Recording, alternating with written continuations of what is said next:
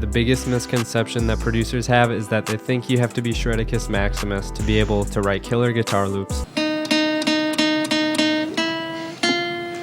That is absolutely not true. All you need is a couple of chord progressions and a few picking patterns, and then you'll have endless loop inspiration. In this video, I'm going to be breaking down 3 picking patterns that I have used over and over again because they work so well. So by all means, if you want to continue to make guitar loops that are so horrendous that you wouldn't even play them for your grandparents, go right ahead. But these patterns I'm about to show you will up your loop game tremendously. Think of this first picking pattern as being in groups of 4. What we're doing is we're going to take 3-note chord shapes and we're going to apply this picking pattern to them. Here's a close-up of what my picking hand is doing.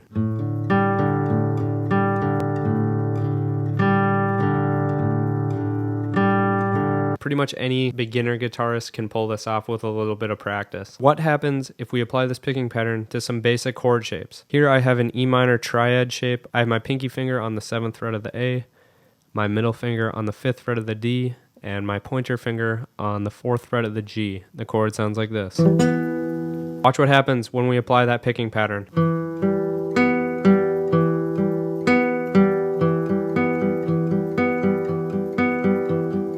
That sounds great already. Watch what happens when we throw a full progression on top of this. I'm playing E minor, D major, C major, and D major. These are by far the most spam chords among trap producers, so get familiar with them.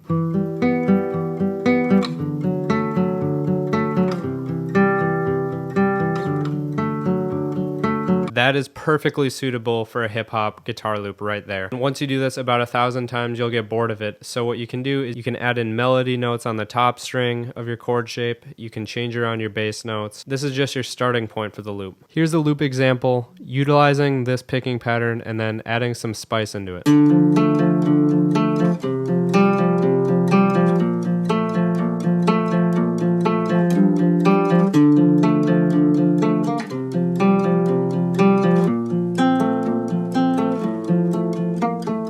The second picking pattern is kind of similar to the first one, but instead of being in groups of 4, I think of this one as being in groups of 7. Here's a close-up of my picking hand showing what we're doing here.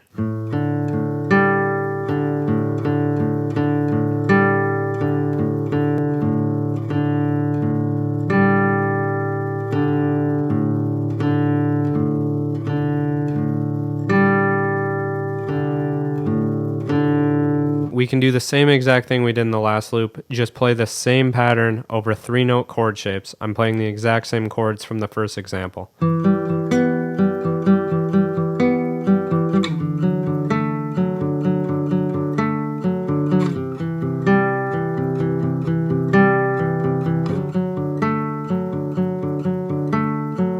Here is a loop using this picking pattern as the foundation so you can see the potential of it.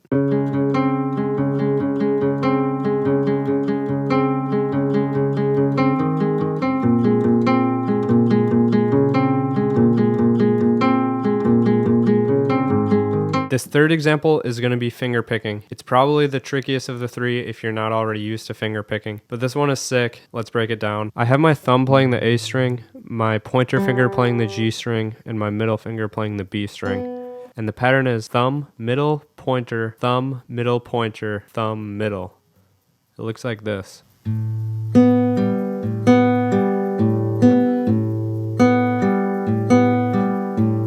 There's a bit of syncopation with this pattern, so make sure you get this rhythm down.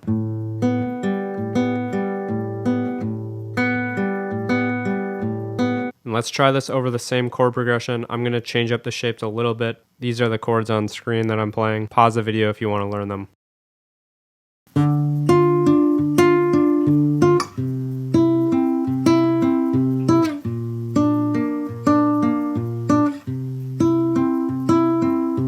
This is one of my best loops I've ever made, and it utilizes this finger picking pattern.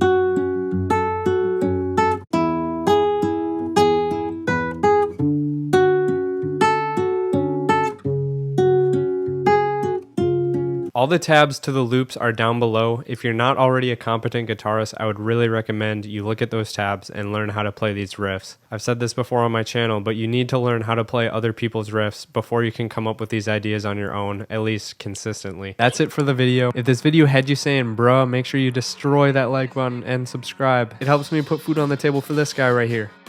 Also, there's a link to the Discord down below if you want to join. I got a bunch of guitar loops posted there, and you can come say good morning. This is Maury, Monger, and Manga saying goodbye.